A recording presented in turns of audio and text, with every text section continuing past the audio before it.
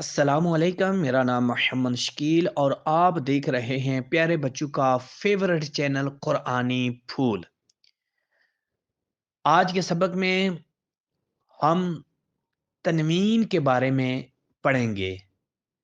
इससे कबल हमने हुरूफ करीब सऊद के बारे में पढ़ा और आज हम पढ़ेंगे तनवीन किससे कहते हैं, तनवीन क्या है।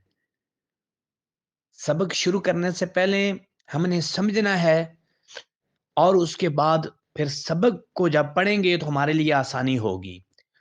तो दो ज़बर, दो ज़ेर, दो पेश को तनवीन कहते हैं।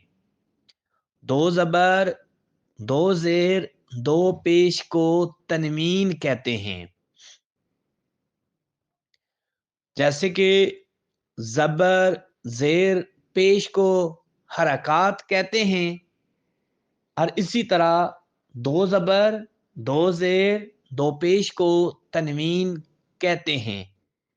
यकीनन आपको अब पता चल गया कि तनवीन किसको कहते हैं। तनवीन को जब पढ़ते हैं तो तनवीन में नून साकिन की आवाज़ पैदा होती है। यानी कि दो ज़बर को हम जब पढ़ेंगे तो जब इसकी आवाज़ में नून साकिन की आवाज़ पैदा होगी। तो नून साकिन वो कैसे आवाज़ पैदा होगी? यानी कि नून को हम साकिन करेंगे। साकिन अल्फाज कैसे होता है? जिस अल्फाज पर जज़म आती है, पीछे वाले अल्फाज पर ज़बर हो, उससे आगे वाला अल्फाज पर जज़म आए, जो दाल नमा होती है, वो अल्फाज साकिन होता है। इसी तरह दो ज़बर, दो ज़ेर, दो पेश में नून साकिन की आवाज़ पैदा होगी। कोई भी अल्फाज पढ़ेंगे तो उसमें नून साकिन की आवाज़ पैदा होगी। तो चलें आगाज़ करते हैं आज के सबक का। आपने भी मेरे साथ हर हरूफ को ठहर ठहर के समझ के पढ़ना है ताकि आपके मखारिज में और आपके हरूफ में बेहतरी आ सके। जैसे कि आपने हरूफ करीब सऊद के बारे में पढ़ा है, ता, ती, तू, तो, ती, तू। तो बिल्कुल ये उसी तरह मुशाबे अल्फाज लिखे हुए हैं और ये वो चूंकि ज़बर के साथ थे, ये तनवीन यानी कि दो ज़बर के साथ हैं। तो इसको कैसे पढ़ते हैं? आगाज करते हैं, बिस्मिल्लाहिर्रहमानिर्रहीम। ता, दो ज़बर, अलिफ, तन। ता, दो ज़बर, अलिफ, तन। ता, दो ज़ेर, तीन। ता, दो पेश, तुन। तो, दो ज़बर, अलिफ, तौन। तो, दो ज़ेर, तीन। तो, दो पेश, तुन। फिर इसको रिपीट करते हैं। त, दो ज़बर, अलिफ, तन। ता, दो ज़ेर, तीन। ता, दो पेश, तुन। तो, दो ज़बर, अलिफ, तन। तो, दो ज़ेर, तीन। तो, दो पेश, तुन। ज़ा, दो ज़बर, अलिफ, ज़न। ज़ा, दो ज़ेर, ज़िन। ज़ा, दो पेश, ज़ुन। ज़ाल, दो ज़बर, अलिफ, ज़न। ज़ाल, दो ज़ेर, ज़िन। ज़ाल, दो पेश, ज़ुन। ज़ा, दो ज़बर, अलिफ, ज़न। ज़ा, दो ज़ेर, ज़िन। زا دو پیش زن ذال دو زبر الف ذن ذال دو زیر ذن ذال دو پیش ذن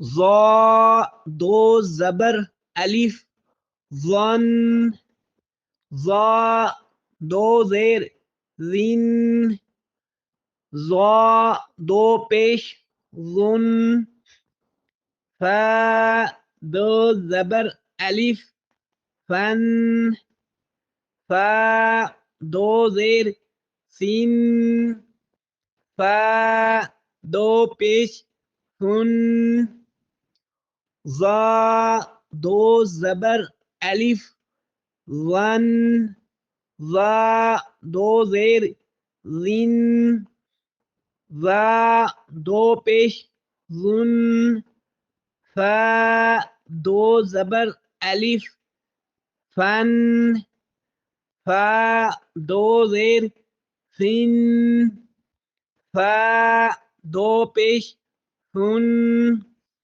سین دو زبر الف سن سین دو زیر سین سین دو پیش سن صاد دو زبر الف صن صاد دو زیر سین صاد دو پیش سن سین دو زبر الف سن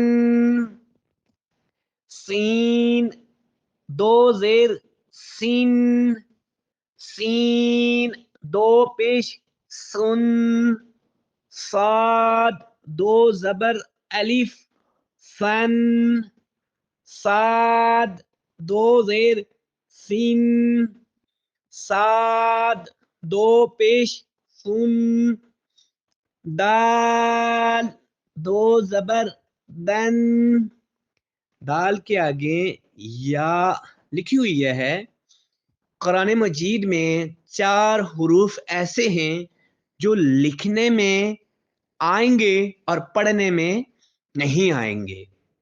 اس میں پہلا حروف الف لام واو یا یہ 4 حروف ایسے ہیں بعض اوقات لکھنے میں آئیں گے اور پڑھنے میں نہیں آئیں گے.